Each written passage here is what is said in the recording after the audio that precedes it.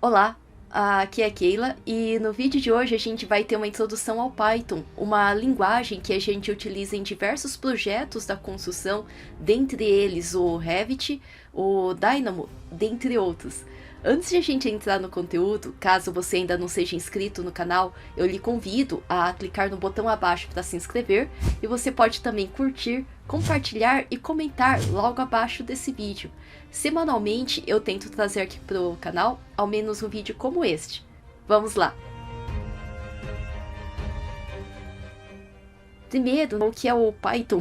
Ele é uma linguagem open source de propósito geral, usado em data science, machine learning, desenvolvimento de web, de aplicativos, automação de scripts, dentre outros usos. Ele pode ser utilizado inclusive dentro do Revit e também dentro do Dynamo. Ele foi criado em 1991 e é usado pela NASA, pela Google, dentre outras empresas. O nome Python, ele teve origem no grupo humorístico Monty Python, embora muitas pessoas façam associação ao réptil, à cobra, né, do mesmo nome. E o Python ele é uma linguagem considerada de fácil aprendizado, com sintaxe relativamente simples e também de fácil compreensão. Os usos do Python, dentre as principais aplicações dele, estão a inteligência artificial, ciência de dados, computação gráfica, Big Data, desenvolvimento web, enquadramento de testes, scripting e automação, mas também a gente utiliza o Python dentro do Revit, dentro do Dynamo e dentro de alguns outros softwares da Autodesk, como por exemplo o 3ds Max, dentre outros. O Python especificamente, ele tem diversas implementações com diversas aplicações, diversos usos, diferentes finalidades, mas dentre eles, esses que eu pintei de vermelho, são os que o Dynamo utiliza e, por consequência, o Revit também. O IronPython, ele é as versões mais antigas de Dynamo e de Revit já utilizavam.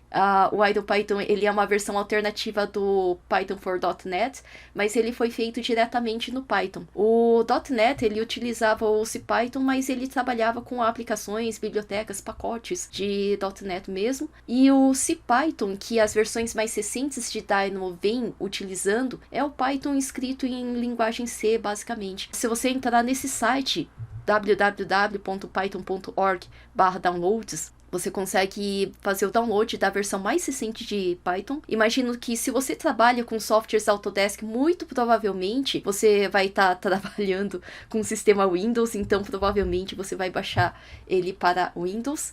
E ao instalar, provavelmente você vai ter ali o passo a passo, é só instalar. Se quiser customizar, pode clicar ali para adicionar o caminho. Além de você ter o idle, você vai ter também um atalho, um caminho ali onde você vai executar ele, a versão de Python que você esteja instalando. E também, se você preferir, em vez de estar executando um aplicativo que vai rodar o Python no teu computador, se você preferir, você pode utilizar o Python dentro do Google Colab. O Google Colab basta acessar, digitar no Google Colaboratory ou Colab Google mesmo, que provavelmente um dos primeiros resultados vai ser esse daqui. E nesse ambiente que abre no navegador de internet, seu Google Chrome, seu Microsoft Edge, seu Firefox, dentro do seu navegador de internet você pode treinar uma linguagem Python de maneira muito simples e sem a necessidade de instalar nada no teu computador. Então, por exemplo, se você acessar ali o Google Colab, você pode primeiro fazer o login de alguma conta Google sua, pode ser a conta do seu Gmail ou a conta que você usa para acessar o YouTube e curtir os vídeos. Então, após fazer o login, no menu de File, menu Arquivo, você pode pedir um novo notebook. E após fazer o login e pedir um novo notebook, a área logada, essa em que você vai estar escrevendo o código, após você escrever, você pode apertar o botãozinho de play para rodar o código. Os primeiros códigos que a gente vai estar criando aqui para conhecer o Python, um dos mais básicos que sempre o pessoal faz, desde, por exemplo, ao montar uma página de internet usando WordPress ou qualquer outro sistema simples, é relativamente normal, comum, o pessoal fazer o Hello World, ou Olá Mundo. E para fazer essa saudação, a gente poderia estar utilizando a mensagem com a função de print, em que a gente, após pedir um novo arquivo, um file, new file, né, um arquivo, um novo arquivo, a gente pode digitar o print e, entre parênteses, entre aspas, colocar a sentença que a gente queira que aqui o Python ele diga, coloque ali pra gente. O print é a função que exibe a tela ou qualquer mensagem de seu argumento, e o argumento ele é sempre colocado ali em vermelhinho entre aspas. Só toma cuidado que às vezes o pacote Office, o Word, o Excel, o PowerPoint, às vezes ele faz essa aspas meio desse jeitão aqui, mas o que funciona é somente essas aspas retinhas. Então, é as aspas que aparecem no seu bloco de notas, não é a aspas que aparece no Word, Excel, PowerPoint, os pacotes da Office, que geralmente quando você digita e usa as aspas e depois dá uma barra de espaço para continuar a digitar, geralmente ele converte para esse aqui que é inclinadinho. Esse aqui ele não entende e acaba não usando como argumento. Daí, comentários. Comentários são linhas que não afetam o script, são anotações feitas para orientar futuros usuários, mesmo que esse futuro usuário seja você mesmo daqui a algum certo tempo. E a linha do comentário sempre começa com uma hashtag. Coloquei aqui um code block, um bloco de código de Python que dá para rodar dentro do Autodesk Design Script para fazer uma geometria dentro do Revit. Aqui eu colei o código, dei Ctrl+C e colei aqui, mas eu coloquei também como é que ele funciona no Design Script, no Code Block, ali dentro do Dynamo. Em ambos, ele sempre comentário, ele sempre vai ficar verdinho, aqui esse verde clarinho no Dynamo, e aqui esse verde clarinho também aqui na parte de comentários dentro do Python. A única coisa que Python ele coloca com hashtag e dentro do code block, dentro do Dynamo, vai ser duas barrinhas ali de divisão. Daí ele vai colocar ali um comentário que ele te auxilia a lembrar ou orientar futuros usuários também como é que aquilo lá vai funcionar. Daí, mera curiosidade, então, em ambos os casos ele acaba ficando na cor verde. A soma dentro do Python ele vai estar utilizando aqui, por exemplo, esse código em que a gente poderia terminar de escrever exatamente como está aqui e depois pressionar o play para rodar o programa. O A, o B e o C são variáveis. Dizer que o C é igual a mais B, então a gente está aqui fazendo como se fosse uma equação que é montada com esses dois inputs. E, inclusive, ele coloca aqui uma orientação, né, de digitar o primeiro número, digitar o segundo número e então printar o resultado. O input ele determina qual valor deve ser atribuído para cada variável e, por padrão, o Python ele tende a considerar tudo o que se escreve como se fosse um texto. Então, quando a gente coloca int, o int de integer, ele determina que a variável ela vai ter um valor numérico inteiro, ou seja, um número inteiro, e não vai ser um texto, né? O texto não permitiria fazer conta. Um número inteiro mais um número inteiro, você vai ter uma continha com o resultado de um número inteiro também nessa somatória.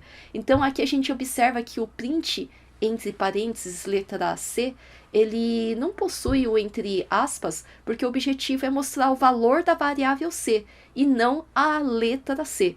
Então, por exemplo, aqui eu vou tocar.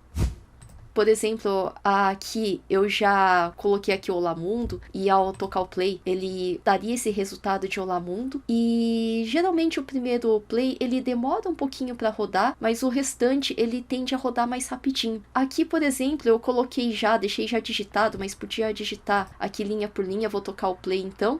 De fazer a conta do C, que é igual a mais B. Por exemplo, o primeiro número eu vou dar 1 e vou dar Enter. Daí digite o segundo número, vou colocar o 1 e eu vou dar Enter.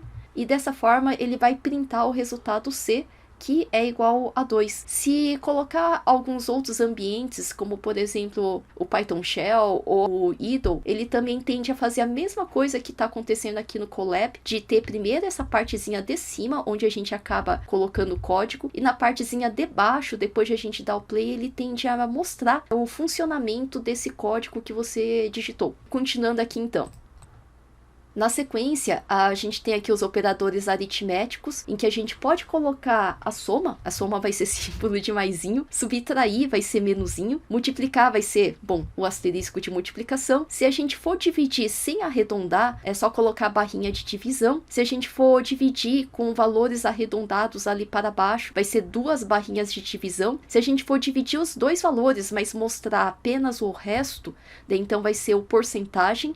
E a exponenciação vai ser 2 asteriscos, que daí ele colocaria o exponente. Por exemplo, 10 exponente 3, ele daria 10 vezes 10 vezes 10, daria 1000 ali como resultado. Curiosidade, isso aqui de colocar mais, colocar menos, até mesmo divisão ou 2 barras de divisão inclusive, a mesma coisa acontece também dentro do Dynamo. Se você pegar e abrir o Dynamo, dar botão direito e colocar mais e dar Enter, você vai criar um Node que faz absolutamente a mesma coisa que acontece aqui dentro do Python. Nesse aspecto, ele é igualzinho. A gente tem também os operadores lógicos que funcionam igual no Python e igual ali dentro do Dynamo. Curiosidade aqui, nessa parte aqui em cima, eu coloquei o AND, o OR, o NOT, daí o IF também, e que funciona igualzinho no Python, funciona igualzinho ali dentro do Dynamo. O AND, o E, ambos devem ser verdadeiros para o resultado ser verdadeiro. Então, verdadeiro e verdadeiro dá verdadeiro, verdadeiro e falso dá falso, falso e verdadeiro dá falso, falso e falso acaba dando falso. Se a gente tem o OR, o OU, basta que uma das variáveis seja verdadeira para o resultado ser verdadeiro. Então, verdadeiro, verdadeiro dá verdadeiro, verdadeiro ou falso dá verdadeiro, daí falso ou verdadeiro dá verdadeiro, falso ou falso acaba dando falso. Agora o not seria o contrário. Então, neste caso, funciona igualzinho também, funciona aqui igualzinho também e funciona igualzinho. Quando a gente tem o not é o não verdadeiro, inverte, né? Faz o contrário, que seria o falso. O não falso, o not falso, seria, neste caso, um verdadeiro. Quando a gente tem os operadores relacionais, acaba sendo igualzinho no Python, igualzinho dentro do Dynamo. Então a gente tem os dois símbolos de igual, é a verdade de A e B são iguais, ou seja, seria absolutamente igual. Daí ele vai validar, por exemplo, 10 vezes 10, né? 10 exponente 2 ali, 10 ao quadrado. Se colocar aqui como 20, ele resultaria em falso. Ele seria 10 vezes 10, daria 100.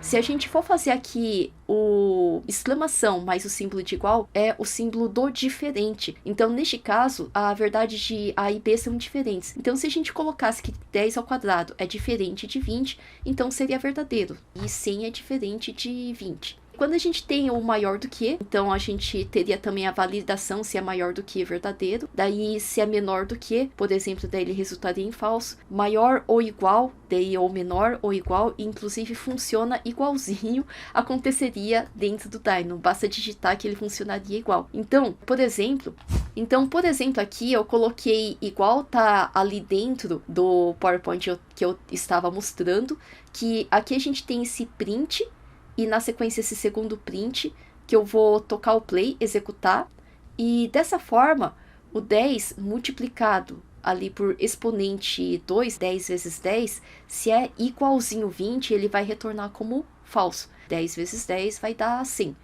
Agora 10 ao quadrado, 10 exponente 2, é diferente de 20, daí ele coloca ali como true.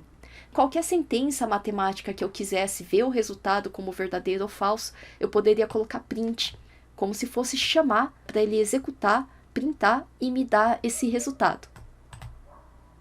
A gente tem também as condicionais if, elif e else. O if é se, quando determinada condição for preenchida, ele vai executar um comando. O elif seria e se, quando determinada condição anterior não for preenchida, executa um comando. E else seria se não todas as condições anteriores, se elas não forem preenchidas, ela vai estar executando um comando. Então eu deixei aqui outros exemplos que estão aqui também, mas basicamente funciona de um jeito bem igualzinho no Dynamo, mas a única diferença é que no Dynamo ele é mais visual, é uma programação visual, então ele acaba sendo mais didático, mas mesmo assim a gente consegue fazer em linha de código dentro do Python. Então vou mostrar aqui também. Aqui dentro do Python, então, aqui embaixo eu vou tocar o play dessa função que tem if e tem elif. Então aqui eu toquei o play e na sequência ele executou. Se o número que eu digitar, ele vai verificar se é par ou se ele é ímpar. Na verdade, ele vai fazer uma divisão por 2 e verificar se tem resto 0 ou se tem resto 1. Então, aqui como eu coloquei int e na sequência float, ele aceitaria mesmo que eu colocasse com casas decimais. Então, por exemplo, 1, eu vou dar enter, ele fala que 1 é ímpar. Se eu rodar de novo e colocar aqui 1.1, 1.1 ele vai dizer que é ímpar. Se eu rodar de novo e colocar 2.4, ele vai falar que 2.4 é par. Se eu pegar e colocar somente o número 2, ele vai falar que 2 é par. E se eu colocar o número 0, o 0 ele vai falar que é par. Daí, o outro jeito de fazer seria aqui embaixo, se eu fizesse com if e else. Repara que o elif, eu teria que dizer tanto a função de um como a função do outro. Aqui eu posso determinar com if somente uma função, e else seria aquele que não atende àquela função. Então eu posso deixar o else na sequência, na frente dele, dá para pegar e deixar vazio. Eu vou aqui tocar o play, vou fazer o mesmo teste, o 1.1, por exemplo, ele é ímpar. Se eu tocar o play de novo e digitar o número para verificar se é par ou ímpar, eu vou colocar, por exemplo, 2.6 e eu vou dar enter, ele vai falar que é par. E se eu colocar o 2, ele vai dizer que é par. Se eu colocar o 0, ele vai dizer que é par. Se eu colocar número negativo, menos 4, e eu vou dar enter, ele vai falar que menos 4 é par também. Agora, voltando então, aqui a gente fez uma condicional que pode ser utilizada tanto com if, como pode fazer if elif, pode ser if e else. Daí ele seria bem parecido com o if mesmo, dentro do Dynamo. A gente tem também condicionais de repetição, que seria o while. O while ele faz a função de enquanto, que faz o processo se repetir enquanto a condição não for preenchida. Por exemplo, a gente pode pedir para o usuário atribuir um valor para A que seja positivo. Qualquer valor que não seja positivo fará com que o processo se repita infinitamente até a condição de A ser maior do que 0 ser cumprida, ou seja, ele ser positivo. Então, neste caso aqui, vou mostrar então. Então, neste caso, vou mostrar aqui embaixo. É o mesmo código que está ali no PowerPoint e eu vou pegar e tocar o play. Ele vai colocar um número que é float, que ele é um número com casas decimais. Ele aceita dessa forma. E daí ele vai pedir somente valores acima de 0. Entre com valores somente acima ali, um A maior do que 0. Então, se eu colocar aqui 0... ele vai falar somente valores acima de 0. Se eu colocar menos 10, ele vai pedir somente valores acima de 0. Se eu colocar menos 1.1 e vou dar enter, ele pede somente valores acima de 0. Enquanto eu não colocar um valor positivo, ele vai me reclamar e me pedir somente valores acima de 0. Então, se eu colocar 0.1 e eu vou dar enter, ele para. Podia ser 1. Aqui eu coloquei 0.1 e 0.1 já é acima de 0, então ele parou de rodar essa função. Outra possibilidade que a gente tem seria a condicional de repetição for. Então, o comando for ele é uma estrutura de repetição no Python que permite a execução de um mesmo comando até que determinada condição seja verdadeira, porém só funciona com dados que permitem iterações. Daí um objeto iterável seria a lista dentro do Dynamo também, seria esse conjuntinho. E em Python, esse objeto iterável, essa lista, é aquele que tem a capacidade de retornar cada um dos seus elementos de forma individual. Então seria esse aqui que está pintado de vermelhinho aqui também, que seria a lista, esse conjunto que está aqui entre esses colchetes.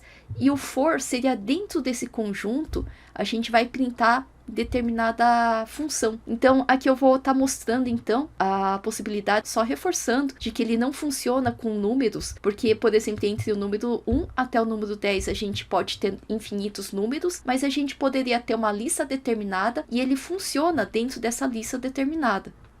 Por exemplo, aqui eu vou rodar esse mobiliário que eu já deixei aqui digitado. E mobiliário, dentro dessa lista, desses strings de cadeira, string seria texto, né? O texto cadeira, o texto mesa e o texto armário. Daí essas palavras que formam esse conjunto, essa lista. Então, dentro desse conjunto de mobiliário, printar o móvel dentro do mobiliário. Então, quando eu dou play, ele me faz essa lista de elementos que participavam daquele conjunto. Se eu pegar número aqui de 1, 2, 3, 4, 5, eu não conseguiria fazer um range aqui nesse tipo de montagem de lista. Então aqui seria entre números, entre colchetes. Depois a gente vê range. Range seria um alcance de 1 até 10, a gente vai ver depois. Mas aqui nessa lista que contém o número inteiro 1, número 2, que aliás está entre...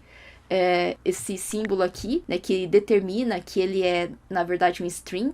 E esse número que ele está sendo entendido como texto, a gente tem dentro desse conjunto de números a unidade dentro de número que ele vai printar se eu tocar aqui o play. Daí dessa forma ele coloca 1, 2, 3, 4, 5, 6, 7, 8, 9, 10, tudo que está dentro desse conjunto. Agora, se eu colocar 1, 2, 3x, daí a unidade dentro do número, se eu printar, ele também coloca 1, 2, 3x. E dentro desse conjunto, se eu tocar o play... Opa, aqui me deu um probleminha aqui. Aqui eu teria que tirar esse daqui para ele virar número, né? Porque tava como string e aqui eu queria número mesmo.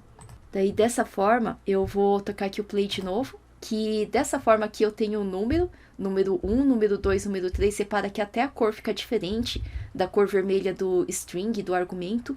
E dessa forma ele fica aqui, se eu pegar o número, esses aí, e fazer número dentro do grupo de números, e fazer o número menos 1, daí então 1 menos 1 seria 0, né? 2 menos 1 seria 1, e 3 menos 1 seria 2 ali. Na sequência, a gente tem a condicional de repetição, que seria range. Ele é um pouquinho diferente da lista iterável que a gente estava vendo ali antes. Então, o range ele foi introduzido a partir da versão 3. Alguma coisinha do Python. Ele substituiu o xrange, que estava até a versão 2. Qualquer númerozinho ali, a versão 2 do Python. E essa função retorna um conjunto de números sequenciais conforme os parâmetros definidos. Permite construir estruturas de repetição ao executar um determinado bloco de código diversas vezes, e também a gente consegue configurar como vai ser a sequência de números retornada pela função, o que amplia a funcionalidade desse comando. O range ele necessita obrigatoriamente de um ponto final, mas também aceita que se determine um ponto inicial e intervalo entre os valores, ou seja, determinar o passo. Quando a gente digita o range, ele é bem parecido com o range ali do Dynamo. Ele tem start, ele tem fim e ele tem o passo, ele tem o step. Então, por exemplo, aqui é um grupo que vai com start de 2, step de 2 e finaliza ali no 8, por exemplo. Então, seria 2, 4, 6, 8. Se a gente fosse fazer isso que dá para fazer dentro do Dynamo, fazer isso dentro do Python, daí seria o list range, que a gente consegue fazer com início de 2, com a finalização de 10, ele termina no 10, mas não inclui. Poderia terminar no 9, por exemplo, e ainda assim ele pararia no 8. E o passo, ele avança de 2 em 2, por exemplo. Então, se a gente fosse fazer essas listas, eu vou mostrar agora. Por exemplo, aqui a lista que eu vou tocar o play do 2, que limita até o 10 com passo de 2. Daí seria uma lista de 2, 4, 6, 8. Se eu for tocar o play aqui dessa lista, que ela começa no menos 10, vai até no máximo menos 21. Com passo de menos 2 negativo ele também faz. Então seria menos 10, menos 12, menos 14, menos 16, menos 18, menos 20. Se eu for tocar aqui o play de range 0, uma lista 0, ele também faz uma lista vazia, um alcance vazio. Então ele faz ali um colchete que não tem nada dentro dele. E na sequência a gente tem aqui como converter também tipos de dados em Python. E em Python a gente tem basicamente 3 tipos de dados. O str, que é o string, que são dados em forma de texto, não importa se é letra, símbolo especial ou número. O int é o integer, em que números são sempre números inteiros. E float seria os números com ponto flutuante, ou seja, frações, números fracionados. Então, por exemplo, se eu fosse digitar exatamente esse primeiro código, ele daria erro, porque não é possível adicionar valores numéricos a texto e tentar fazer uma conta com base nisso. E se a gente determinasse que o que a gente quer colocar ali, a gente convertesse ele para str de string, daí ele seria entendido como se fosse string, como se fosse texto, aquele valor. Ou então a gente poderia colocar para puxar o valor ali, que foi convertido para um argumento em string, ali com esses aspas, assim como, por exemplo, esse outro valor estava entre aspas.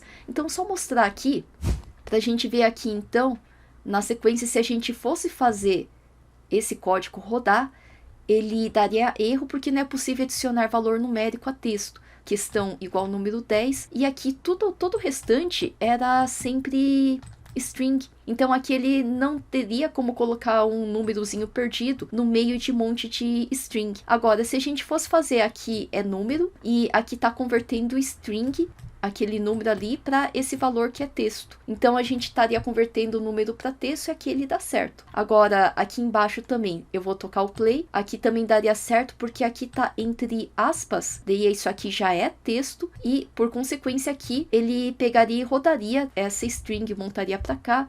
Esse usuário, que é um string, também passaria aqui. E a gente colocaria também esse texto, puxaria o texto que tá lá, e puxaria exatamente o texto, concatenando exatamente como está aí. A gente tem também a possibilidade de importar bibliotecas. Bibliotecas seriam como se fossem os packages, os packs, os pacotes, que vêm com alguns conjuntinhos de funções. Então, o objetivo desses pacotes seria agilizar, facilitar com um conjunto de funcionalidades que já vêm prontas para uso. Lembrando que o Dynamo também tem pacotes. E no caso do Python, os pacotes de bibliotecas gráficas, de criação de interfaces gráficas, geralmente são os principais, são esses aqui, o Plot, o Matplotlib, o Seaborn, o Kiwi, o Tkinter e o PyQt5, que para importar a biblioteca basta só digitar import. Por exemplo, se eu quisesse importar a biblioteca de matemática, importar ali como se fosse as funções de uma calculadora, eu podia pedir o import math. E se eu quiser colocar somente uma partezinha, não todo o módulo, mas somente aquilo que é necessário dentro dessa biblioteca, a gente pode utilizar o from. Então tem o from math import squared, pegar e da biblioteca de matemática importar somente a raiz quadrada. Poderia ser feito dessa forma. Só mostrar aqui, se eu quisesse somente da biblioteca de matemática importar a raiz quadrada, daí ela já está aqui carregada. Se eu quiser na sequência executar alguma coisa com raiz quadrada, ele funcionaria, mas se eu quiser tocar o play de importar a biblioteca inteira de matemática, eu poderia simplesmente só tocar o play e na sequência executo qualquer função matemática também. Existem erros bastante comuns em Python, como por exemplo maiúscula e minúscula, que é sempre visto de forma diferente. Então o variável 1 com V maiúsculo é diferente de variável 1 com V minúsculo. O A maiúsculo é diferente de A minúsculo. Às vezes a pontuação sem querer sai errada, então ponto e vírgula, 2 pontos no finalzinho de uma sentença, se esqueceu ele dá erro. A quantidade de parênteses também, e se colocou parênteses a mais ou esqueceu de fechar parênteses, neste caso ele dá erro também. A sequência é bastante importante, então errar a ordem dos fatores de vez em quando, errar o momento de determinar o dado pode dar erro também. E também o tipo de dado, talvez em vez de colocar o número inteiro, por exemplo o número 3, e sem querer entrar com float, o número 3.1415926, o número do pi, e se a gente colocasse texto, um string, no lugar de um número, por exemplo, a letra A, neste caso, se a gente em vez de colocar a entrada correta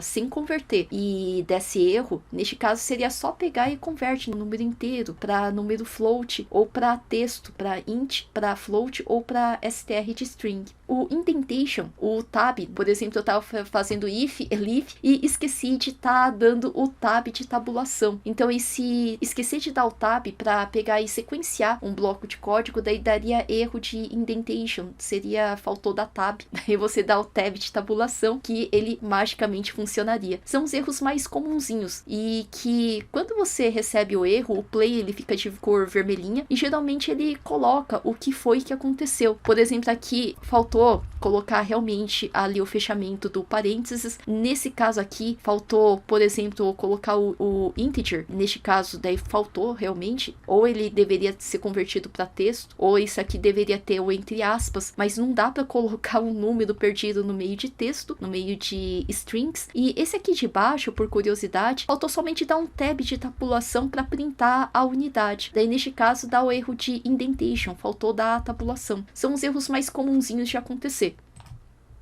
Por curiosidade, se você quiser se aprofundar um pouquinho mais, porque aqui a gente tá fazendo somente uma introdução para entender o básico, que o verdinho, ele é comentário, que o vermelhinho, ele é um string, é um argumento, aquele lá que é meio verde azul piscina, ele seria o número e assim por diante. Esse tipo de funcionamento mais básico é o que a gente estava vendo aqui, e que somente vendo isso a gente já conseguiria trabalhar o básico de Python, por exemplo, dentro do Dynamo, ou até mesmo diretamente dentro do Revit.